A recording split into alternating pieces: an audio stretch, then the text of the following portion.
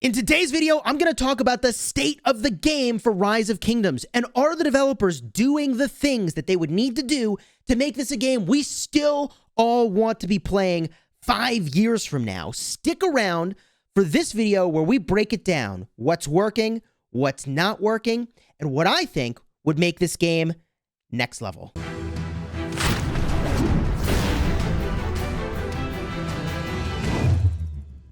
Hello my friends and welcome back. I'm Chisgule Gaming and I have been playing Rise of Kingdoms for 1,112 days, and I've got a bunch of T5 accounts, which I think makes me somewhat qualified to talk about the state of the game. In fact, the viewership on my channel is a really good barometer for how the game is doing. I'm going to talk about that, and I'm going to talk about the PvP experience. I'm going to talk about the PvE experience, player versus environment. I'm going to talk about the collection aspects of the game, and I'm even going to talk about what I think must be done for this to be a game that we're still playing 5 years from now. But before I begin, allow me to take a moment to thank the sponsor of this video, which is Infinite Galaxy. It's a game that I love, and I'm still playing the heck out of. Let me show it to you. In Infinite Galaxy, you explore the vastness of space to claim territory, battle fierce foes, and yes, take down other players. In this game, you'll be building a collection of flagships. You'll use those to wage war with your collection of war ships, whether it's the sprightly frigate, the mid-sized destroyer, or the massive cruisers. Your fleet will go head-to-head against opponents in space combat and in the campaign. But it wouldn't be much of a fleet without its crew. Your crew will help define and customize the way that your team works together as you build out the most amazing space station the galaxy has ever seen, building up and constructing things from your headquarters to your military center to make sure you're ready for the next encounter. Along the way, you'll do a ton of research, advancing your space station's capabilities in both situations against players and in situations that help you build up and get stronger. What happens next in this game? Well, my friends, it's entirely up to you. If you want to try out Infinite Galaxy, check out the link in the description to download the game. That will support the channel, and you can join my Nebula. Nebula 13. We've got a server versus server experience coming very soon that I'm super hyped about. So consider joining us in Nebula 13. Use the link in the description to download. Let's start with what motivated me to make this video. As a content creator for this game, I pay very close attention to how interested people are in Rise of Kingdoms as a whole. I've dedicated my whole freaking channel to this.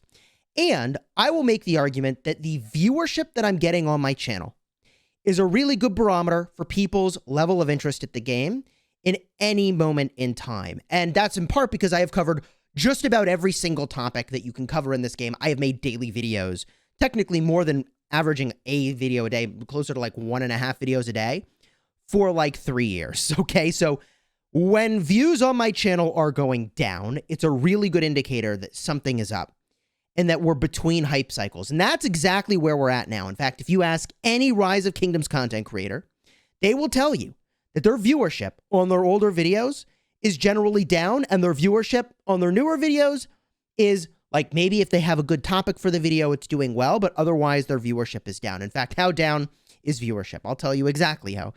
Much viewership has decreased. Generally, for the last, I don't know, 6 or so months, let's just say, I mean, really longer than that, I am averaging about 1.7 million views per month. And that's a lot. That's actually a lot of views. I appreciate you. Recently, I have been averaging about 1.3 million views per month. And this is not the emergence of new content creators sucking up some of the space that where I was getting views before. No, no, no. This is all content creators are seeing a dip, and there's analytics for that as well that I keep an eye on. So what's going on? That's why I wanted to talk about the state of the game. So I'm going to start by talking about the PvP experiences. Let's go there because honestly, Kingdom versus Kingdom, this experience in the end game is why people play. And the first thing I want to do is give Rise of Kingdoms some credit, okay? Credit where credit is due. In this game, you actually get an absolutely insane, multi-day, no sleep, super intense, extremely high stakes. So much is at risk. Competition. It's out of control. It's insane. It's intense. Good KvK Experiences is the bread and butter of this game. And moments that you experience with your team in this game mode are next level, man. If you haven't been in an intense KvK like the one we're about to have, you truly do not know what you're missing. Unless you've been watching my streams. And it's really crazy, man. They're really crazy. So what are the things, though, that I think really could use some love in KvK to next level it? First of all, people have joked that the name of the game is really Rise of Forts, and I agree. The meta in this game is to build forts. Forts are a structure that take forever to take down, or generally it's like over 24 hours, realistically, to take down one of these forts in KvK. And people just build so darn many of them that you have like a wall of forts at some point. It's not even a wall of flags. And that is not the most fun experience to babysit one of these things. They're extremely defensible. They're very hard to take down. They take forever, and it just gums up the whole thing. I think that that aspect of KvK is something that needs a real look at. The other thing that could use a little bit of love is in the Strife of the 8 KvK that I'm about to enter into. The structures that are in Zone 6, there's like 3 sanctuaries that all give 10% march speed. It just doesn't make much sense that those are the structures that are there. And I can show you that in a KvK here, but I'm just going to move on to the next thing because there's too much to talk about in this video already. But the Zone 6 structures, like, put some circles, in my opinion. It doesn't exactly make sense that the sanctuaries are what's there. Okay. Next up, and maybe this was the most important thing I should have started with, is that you can see the March of the Ages is now listed as coming soon. It's completely disabled. When Lilith released this KvK experience, the reaction from the player base, realistically, was not good.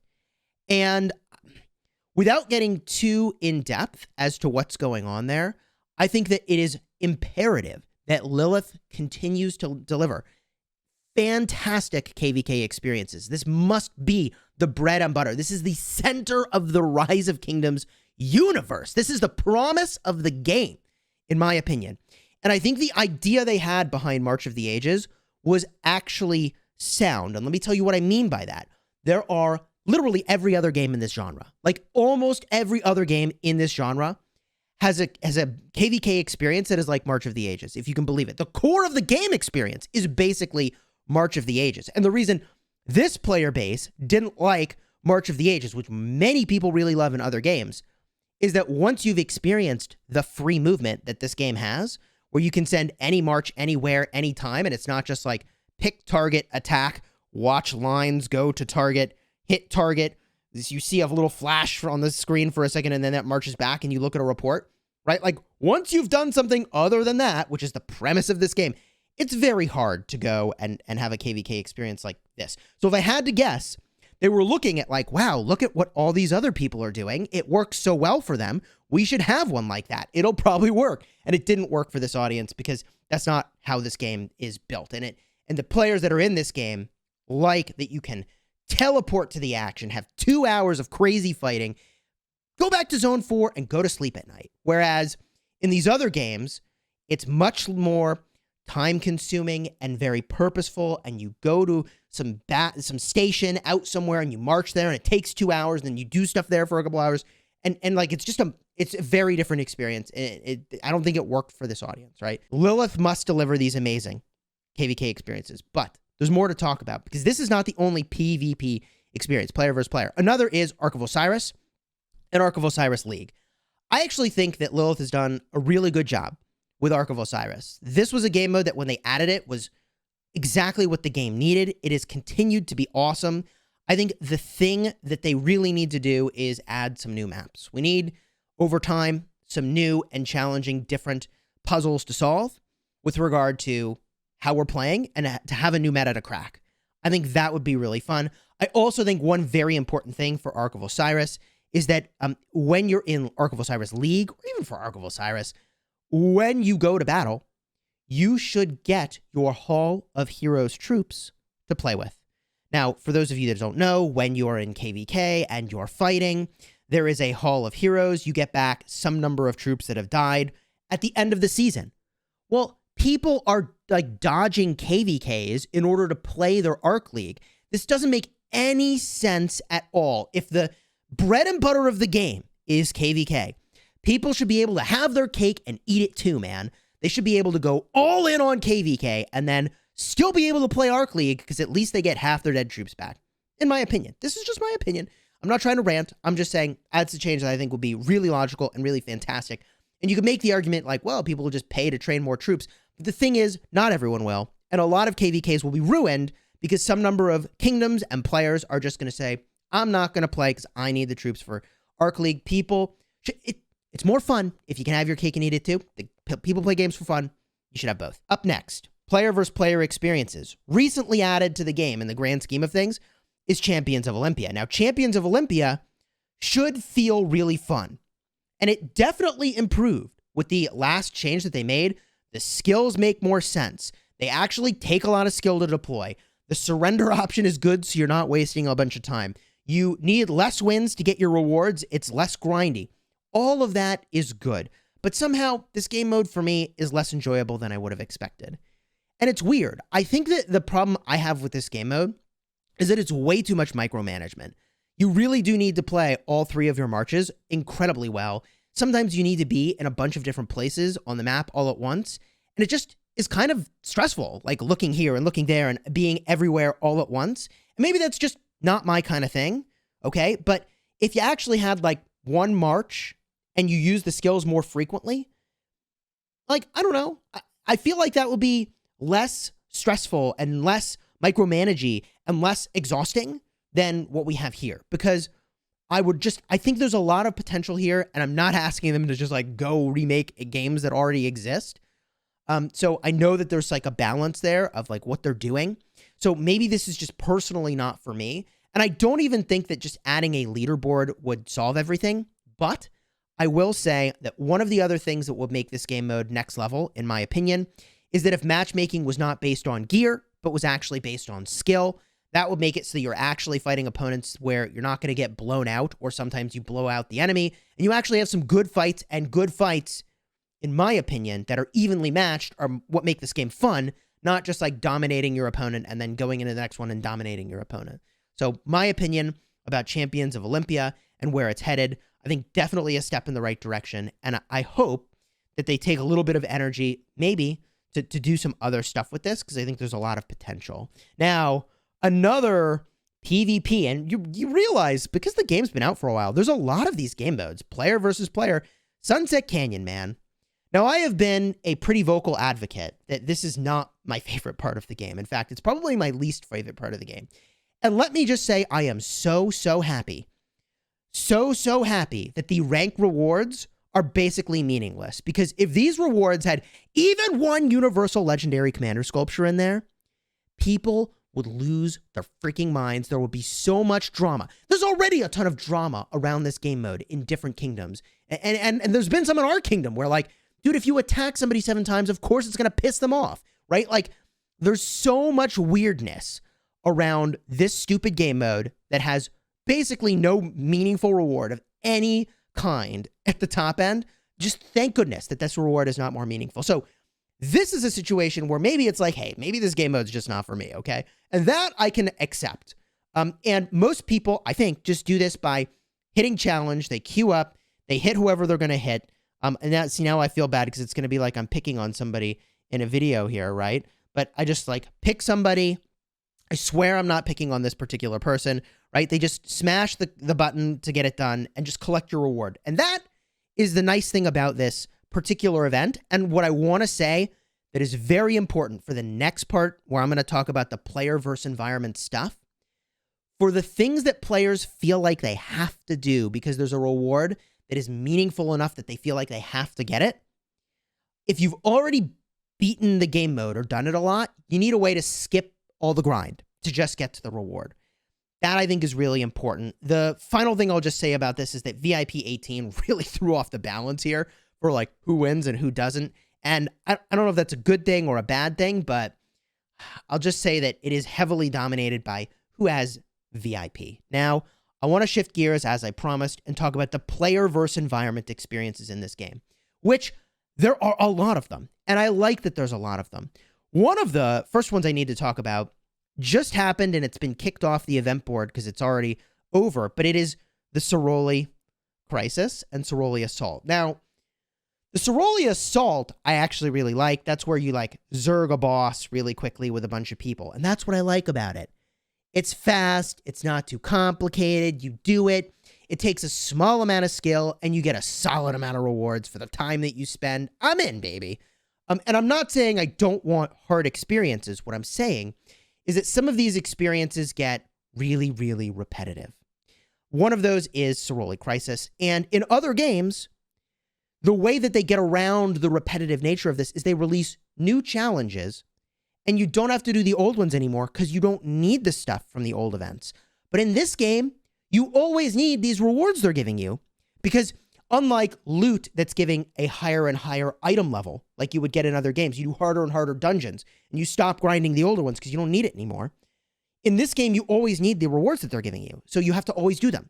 So I think they need to take a serious look at when an event is in farm status for a player, and it just takes too long. It takes way too long to get what you're trying to get, to do what you're doing. Chisgule is an example of that, and there's easy way around this. Like, for example, if you've already beaten all the bosses on the hardest difficulty some number of times, there should be a extreme difficulty where you fight like the final boss at just like a harder level of difficulty, and when you beat it, you get the rewards for the entire event as if you did all the bosses, right? There are things like that that I think they could do that would remove the grind, that would be really good. An example of where this is done well is actually Ian's Ballads. You can skip. It's funny. If you actually had to play this event like the developers designed it, that would kind of suck, which is weird to say. I think is that this is like really fun and really cool. And the thing that's fun in part is that the grind, you don't have to kill like all the trash mobs in this game mode. You can just, as weird as this is, I have a video about how to do this, where you skip all the trash mobs, you wipe to them, but you got to a resurrection point by the boss and you just do the boss. And then you walk to the next resurrection point and you let yourself die. And then you just do the boss. And then you just do that is a perfect example of how you can skip the grind and get right to the bosses and right to the loot. And it's fun because it's not like 2 hours of your time to get these rewards, or not even 1 hour of your time. It's like 15 minutes. And realistically, if you're good at it, it's like 10 minutes to get this done. I love that aspect of Ian's Ballads. I would like to see new maps.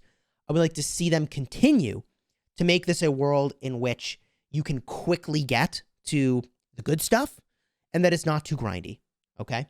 And again, the reason that's so important is that in this game, you never graduate from an experience. You are doing it for the rest of time. And that's really important that these aren't too grindy, okay? And on the topic of too grindy, how about Golden Kingdom, everybody?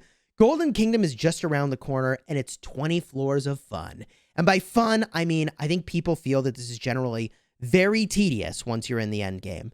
I think that there probably ought to be an option here, either to skip a whole bunch of floors if you've beaten it some number of times and just get to the loot, or I think the problem that players experience is that there's really only one meta for the Golden Kingdom.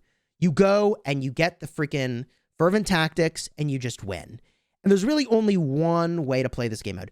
This game mode should be so cool because they're giving you a bunch of options as you go.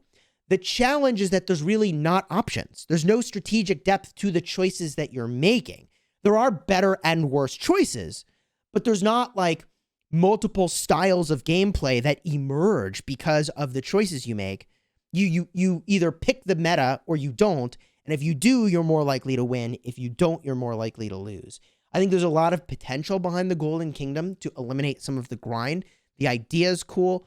Where they were going with it was cool, but it's too time-consuming for what it is. I think people are interested in 15 minutes of this, not an hour and 15 minutes, and then potentially they still lose, okay? So I think that all of these events are good to have, but once you get to the end game, the grind, I think, needs to be reduced.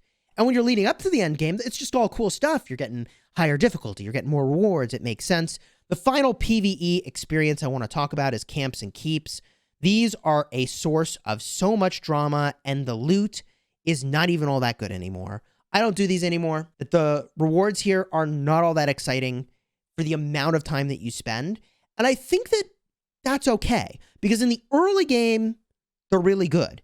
And in the late game, that means when you don't need them anymore, other people who do need them can step in. And I think that's all okay.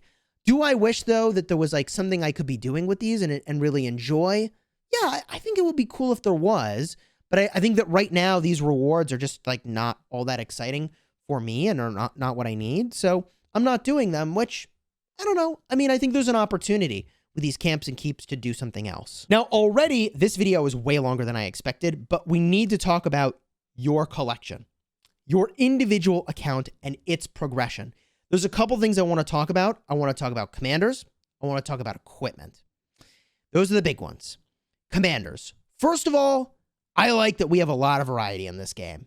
Okay? For the first time, possibly in Rise of Kingdoms history, we have a meta for rallies and garrisons that is probably rock, paper, scissors. Now, what I mean by rock, paper, scissors is that some things counter other things, but are then countered by other stuff. There's no one commander pair where it's like you just use that, like the Zenobia meta has been, right? You just put Zenobia in the garrison and just let it be, right? And we're in a new world where you can try and use different things. I hope that's fun to play in. I don't know if it will be, but I hope that it will be. I also feel like there's a slight favor toward archers right now in the open field, and that is because the commanders that are, for whatever reason, the archers are all good in the field and good at rally, or also good at garrison. I'm telling you, one of the developers who makes those choices is an archer main. It just has to be the case, right? I like that, again, we have lots of options, but I question, is the release of these commanders too frequent or just right? I don't really know. It might be slightly too frequent, and the only thing that I would say is problematic, which was exemplified by Pakal, is when you release a new commander that counters something you just got. And then and only then could you be doing something too frequent. We just got Pakal, man. And the counter, Amanatori, very specifically counters Pakal and Herald. Like, it's not like it sort of counters it, like a soft counters. It hard counters exactly what Pakal is doing. And a lot of people just feel like they made a mistake investing in a commander. And players should never feel like investing in the newest commander is a mistake. That can't be the experience the developers are going for. When we talk about the talent trees on commanders, I think that they're generally in a good state, with the exception of versatility and integration, which really don't make a lot of sense at all. It's pure opportunity here. I think that it would be nice to see these trees actually have a meaningful purpose, whereas now they're just unfocused to the point where you can't even select them because they're not the meta. Everything else is just better. It's not even giving you a different option that's good, but not quite as good. It's just not nearly as good. I don't know. I can't figure out when you would ever want to have a talent that makes it so that when troops led by this commander enter battle, you randomly get either, for the next 5 seconds, a boost to attack or a decrease in defense, or a boost in damage dealt, or a decrease in march speed.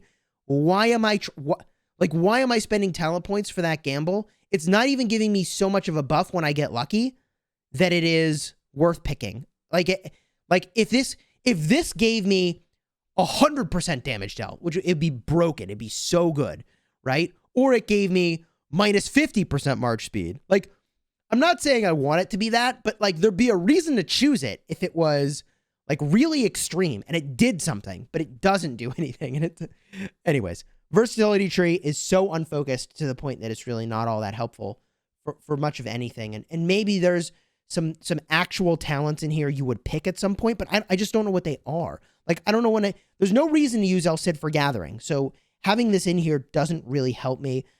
Reducing the damage you take from watchtowers is just, I think there's opportunity, is what I'll say about this. And the final thing I'm going to say about commanders is that I think it's a little bit of a bummer that some of the commanders that we have in the game are simply not viable, and they're not viable, I guess, by design. But it sure would be nice, I think, if there was just a more variety of commanders that you could use that were doing different valuable things. Like, for example, Hannibal Barca, man. I get that there's a progression of the commanders in the early game to the late game. But the thing that's like a little bit weird is that some of these commanders just sort of lose their value very fast. Barca, Caesar, Charlemagne. In my ideal world, all commanders hold some value or purpose throughout the life cycle of the game so that you never feel like you wasted your sculptures. And an example of how they've done this that I want to see more of it is that even if you don't make these commanders better, something like you have in Heroic Anthem, where you have support skills, and you may end up with one of these skills being something you can use, something like that makes it so that these investments and these aspects of your collection are valued and worthy, would not only make it more fun to collect them, which means more people would collect them, but also would give them sort of more life and reason to exist. I think having more reason or value to have these older commanders maxed would be, I think, really great for the collection aspect of this game. Now, of course, not only are you collecting commanders, but you're also collecting equipment. And my God, if you have watched my streams where I am crafting equipment, it feels like 99% of the time I am just getting wrecked. And that feeling of getting wrecked is what I had really hoped the developers would fix when they created the refined system. And the reality is that the refined system actually is far worse for players who would have, like me, been spending lots of money to have lots of gear. Because I would want multiple items of something, and before, I could have had multiple of the thing and still been working towards special talents. And without getting into all the complexity of this, here are my very simple changes that would really dramatically improve the equipment system, and I think just make a ton of sense. The first change I would make is that when you are refining something, you get an incremental stat boost based on how refined it is. Right now, I picked up a KvK reward, and I should feel excited beyond belief to go and refine my Hammer of the Sun and Moon. Now, in the old system, I could have just made 2 of them. And on the second one that I made, I would have had an elevated chance to get the special talent. That actually would be okay. But in this new version of the world in which I have to refine, if I want to increase my chances of getting a talent, I think that the options here are really bleak. Either I have an 11% chance of actually getting the talent, or for the next 6 to 12 months, I'm sitting here with an item where I spent 45 legendary materials, which is what, thousands of dollars? And I have 0 additional benefit beyond the additional item because I just got unlucky, because I didn't get the talent. I really feel like it would be a great choice to make it so that as you refine it, you get more stat points. That to me just seems very logical. It gives you an incremental progress, and it takes away some of the aspect of, man, that really sucks when I didn't get a talent, because at least you have literally incrementally gained something other than progress on this meter. You would gain a percentage of stats equal to how much you've refined it and how much the total would be when it actually is fully refined. The other thing that really doesn't make sense about special talent equipment, and this is going to sound really weird because it's like kind of foundational to the system, but also could easily be removed, is that it kind of doesn't make any sense at all that you pick what type of talent tree will benefit from the talent. Think about that for a second. Like, when would I ever use this Hope Cloak on something other than an infantry commander? I wouldn't. The only other option would be a leadership commander. I'm going to talk about that in a second, okay? So if it doesn't really make any sense to be picking a unit type, what we're really doing with equipment by having these talents is just limiting the options for how people can use leadership commanders. That's really what happens. Because if I want to use Trajan, there's no way I'm going to talent legendary gear for Trajan for either infantry or archers or cavalry. Because what happens when I want to use something different with Trajan, man? Right now, I use Trajan with primarily infantry. I want to switch to use Trajan with Esong, and I can't because I don't have the equipment. And that sucks, man. So I really think that they should do away with the choice of like what talent tree gets the benefit, because I think we're about to get leadership commanders in the game. And I'm telling you right now, I'm not going to make 3 legendary sets and try to talent them, 1 for infantry and 1 for archers and 1 for cavalry. And it's not that I would talent the same gear 3 different ways. I have to make 3 sets of gear. All that said, I think it would be a good change to remove the selection of like what talent tree gets the benefit. Look at this. I'm talking so much I'm going to lose my voice. Okay, so two last things I want to talk about before we wrap up this video. The first is the new player experience, which I personally think is solid, but heavily influenced still by people migrating back to KvK Season 2. And I don't know if that's a good thing exactly. The new player experience is heavily driven by players that choose to re-experience it with an account that is really powerful, like my 80 million power account going back to KvK Season 2. I don't know if that's a good thing, but I'm going through this experience right now to find out. My hunch is that although it might not be the best experience for the people that were already in this kingdom, I mean, there are benefits definitely to having a bunch of whales come into the kingdom and a bunch of additional players come into the kingdom. There's no denying that. I think that the game is in kind of a weird spot because some number of people are avoiding the crystal technology in KvK, which is kind of the elephant in the room around how Season of Conquest is designed. And they don't want to pay the money, so they have to go back to KvK Season 2. And I don't love that.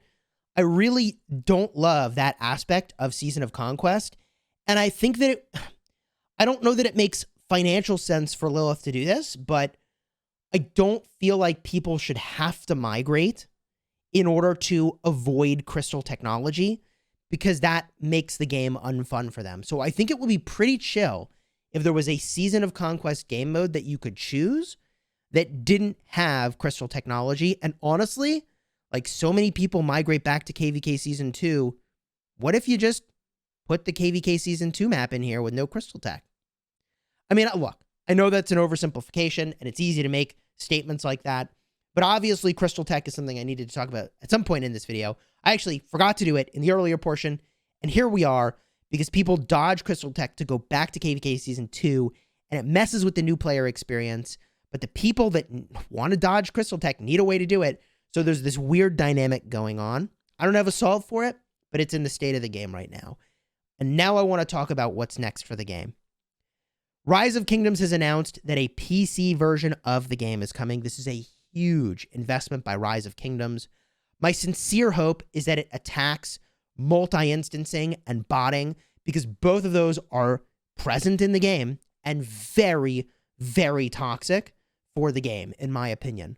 Like, is it fun for me to have a whale account where I have spent a lot of money and time and effort having one great account when maybe the better thing to have done would be to have 50 accounts and to play on my computer multi-instance and try to play 10 plus of them at a time?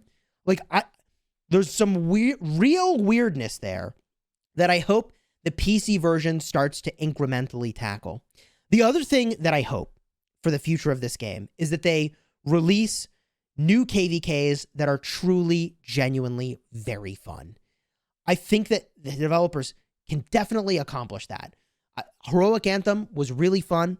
I think it gets a little gummed up by the fort problem I was talking about earlier. Same is true for Strife of the Eight. These are genuinely some pretty fun experiences, which is why we're also playing the game. So I think they should continue to deliver on that promise of really great KvK experiences. Really great KvK experiences. I think that they should tweak the equipment system, as I was describing, to get rid of a little bit of the feel bad and to honestly add some feel good.